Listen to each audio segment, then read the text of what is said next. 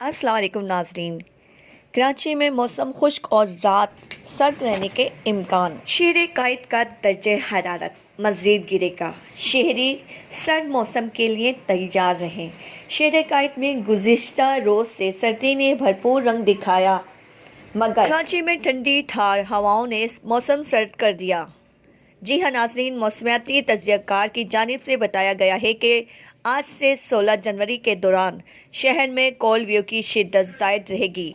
शहर के शुमाली हिस्से में दर्जा हरारत 3 से 5 डिग्री सेंटीग्रेड तक गिर सकता है। इन्होंने कहा कि वस्ती इलाके में दर्जा हरारत 7 से 9 डिग्री सेंटीग्रेड तक रहेगा, जबकि जुनूबी इलाकों में दर्जा हरारत 9 से 12 डिग्री सेंटीग्रेड तक गिर सकता है। जी हाँ, कराची में दिसंबर की सर्द तरीन रात रिकॉर्ड की गई।